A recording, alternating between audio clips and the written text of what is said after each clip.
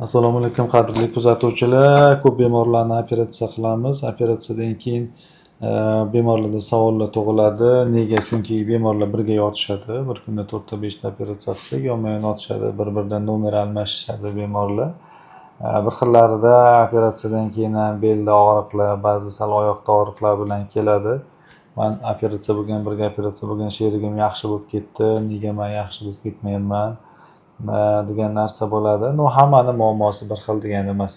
Masalan, 1000 ta odam bo'lsa, grejasi operatsiya bo'lgan 1000 xil bo'ladi. Hech qaysisining bir-biriga o'xshamaydi. Disk holati, suyaklaringizni holati ikkita bemorniki bir-biriga umuman deyarli o'xshamaydi. O'shaning uchun kimdadir zo'r rezultat berishi mumkin, kimdadir masalan 100% rezultat bo'ladi, umuman og'rimaydi, kimdadir 90, kimdadir 80, kimdadir 50% berishi mumkin. Operatsiya qilishdan maqsad sizda hozirgi hayot tarzidan ko'ra yaxshiroq hayot tarzi bilan ta'minlab berish operatsiyani asosiy maqsadi. Keyin operatsiyadan keyin sizda hayot tarziga ham bog'liq. Agar sizda ortiqcha vazn bo'ladigan bo'lsa, harakat yetarli bo'lmaydigan bo'lsa, sizga hech kim garantiya bermaydi, yana muammo qaytadan boshlanmaydi deb. Biz operatsiyani xavfsiz o'tkazib berganimiz bilan, agar siz hayot tarzini to'g'ri yo'lga qo'ymasangiz, sizdagi muammo to'liq ketadi deb hech kim garantiya bermaydi. Bemorlar shunaqa narsa kutishadi. Operatsiyadan keyin bo'ldi. Operatsiya qildim, men o'zi eski holatimga, sog' holatimga qaytaman deb, unaqa holatga qaytish imkoni yo'q. Chunki operatsiya bo'ldingizmi, grija chiqib ketganmi, sizdan grija olindimi, именно o'sha diskingiz eski holatidaqa ishlay olmaydi. Chunki bir qism funksiyasini yo'qotgan o'zi.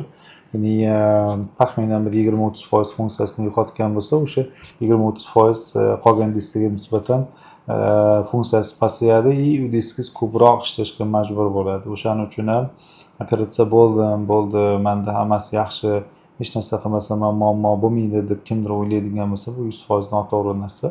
Operatsiyadan keyin hayot tarzini to'g'irlash kerak. Ya'ni grijaga nima faktor olib kelgan bo'lsa, siz o'sha faktorni yo'qotmasangiz, operatsiyadan keyin yana qanchadir vaqtdan keyin sizda grija bo'lmaydi degani emas. Chunki bemorlarni keladi, ko'pchiligi ya'ni qayta operatsiyaga kelgan, masalan, yarim yildan keyin, 1 yildan keyin, 2 yil, 3 yildan keyin, xullas qanchadir vaqtdan keyin operatsiyadan keyin og'riqlar qoladi, qanchadir vaqtdan keyin boshlanadi. MRT bilan kelishadi, MRTda grija chiqib ketgan, boshqa qaytadan ko'pchiligida so'raganda, ko'pchiligi deyarli gimnastika qilmagan operatsiyadan keyin. Ya'ni vazn bo'lsa vazn tashlamagan, sport bilan umuman shug'ullanmagan.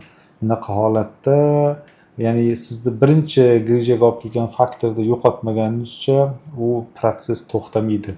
Ikkinchi marta oldirdingiz, sport bilan shug'ullanmasangiz, uchinchi marta yana chiqadi, to'rtinchi marta ham chiqishi mumkin, yoki boshqa joylarda muammo bo'lishi mumkin. O'shaning uchun kimda grijasi bo'ladigan bo'lsa yoki grijani operatsiya qildirib 100% tuzalib ketolmadim degan insonlar bo'ladigan bo'lsa, shuni bilish kerak.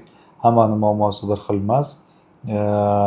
Agar siz hayot tarzini to'g'rilamasangiz, operatsiya bo'lganingiz bilan siz 100% eski holatingizga qaytasiz deb hech kim kafolat bermaydi.